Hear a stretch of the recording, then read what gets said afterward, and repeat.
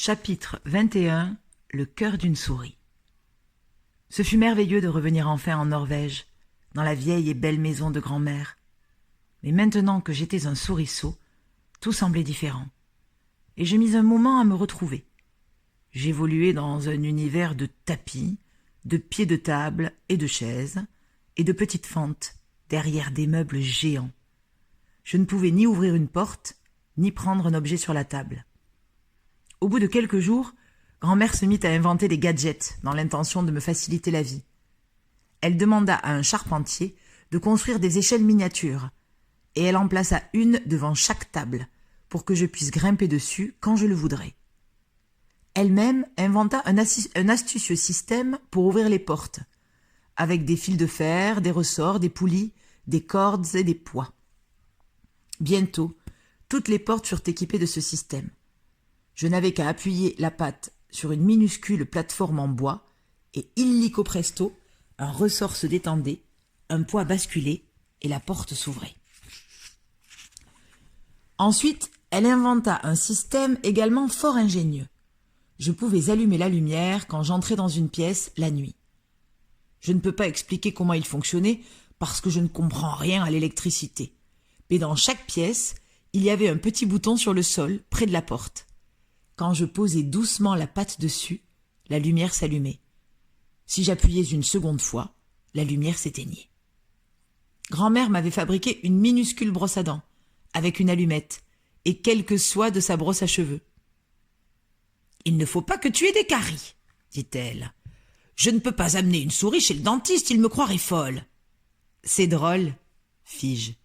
Depuis que je suis souriceau, je déteste le goût des bonbons et des chocolats. Donc ça m'étonnerait que j'ai des caries. Continue quand même à te brosser les dents après chaque repas, dit grand-mère, et je lui obéis. En guise de baignoire, elle m'offrit un sucrier en argent, et je m'y trempais chaque soir avant d'aller au lit. Elle ne permettait à personne d'entrer dans la maison, pas même à une femme de chambre ou à une cuisinière. Nous nous débrouillions tout seuls et nous étions heureux de vivre ensemble. Un soir, j'étais sur les genoux de grand-mère en face de la cheminée lorsqu'elle me dit « Je me demande ce qui est arrivé à ce petit Bruno. » « Son père l'a peut-être donné au portier pour qu'il le noie dans son baquet, dis-je. « Hélas, tu as peut-être raison, répliqua grand-mère. Pauvre enfant. » Nous restâmes silencieux pendant quelques minutes. Grand-mère rejetait la fumée de son cigare noir, et moi, je somnolais douillettement bien au chaud. « Puis-je te poser une question, grand-mère ?»« Ce que tu veux, mon petit. »« Combien de temps vit une souris ?»« Ah !» dit-elle. « J'attendais cette question. » Il y eut un silence. Elle s'assit, tout en continuant à fumer, les yeux fixés sur le feu qui flambait dans la cheminée. « Alors, répétai-je, combien de temps vivons-nous, nous autres souris ?»« J'ai lu des livres sur les souris, » répondit grand-mère. « Je voulais tout savoir à leur sujet. Alors raconte-moi. » « Si tu veux vraiment savoir, une souris ne vit, hélas, pas très longtemps. »« Combien de temps ?»« Eh bien, une souris ordinaire vit environ 3 ans. Mais ce n'est pas ton cas. Tu es un souriceau enfant, ce qui est fort différent. »« Et combien de temps vit un souriceau enfant, grand-mère ?»« Plus longtemps, dit-elle. Beaucoup plus longtemps. C'est-à-dire... » Un souriceau enfant devrait vivre 3 fois plus longtemps qu'un souriceau ordinaire, c'est-à-dire 9 ans. « Formidable !» m'écriai-je. « C'est formidable ! Voilà la meilleure nouvelle de la journée. »« Pourquoi donc ?» demanda grand-mère, étonnée. « Parce que je ne veux pas vivre plus longtemps que toi.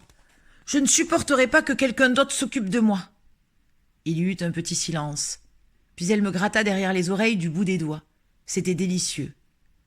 « Quel âge as-tu, grand-mère ?»« 86 ans. »« Tu vivras 8 ou 9 ans de plus ?»« C'est possible, dit-elle, avec un peu de chance. »« Il le faut, insistai-je. Avec 8 ou 9 ans, je serai un très vieux souriceau et tu seras une très vieille grand-mère. Alors nous pourrons mourir ensemble. »« Ce sera parfait, dit-elle. » Après quoi je dormis un peu. Je fermai les yeux sans penser. Je me sentais réconciliée avec le monde entier. Veux-tu que je te dise quelque chose de très intéressant sur toi demanda grand-mère. Oui, s'il te plaît, dis-je sans ouvrir les yeux.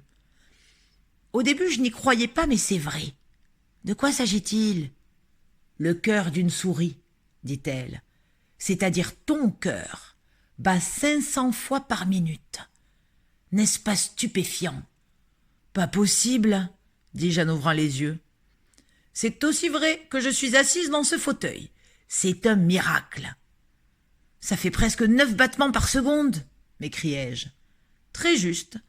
Ton cœur bat si vite qu'on ne peut pas distinguer les battements. On n'entend qu'un doux murmure. Elle portait son éternelle robe noire, et la dentelle me chatouillait le nez.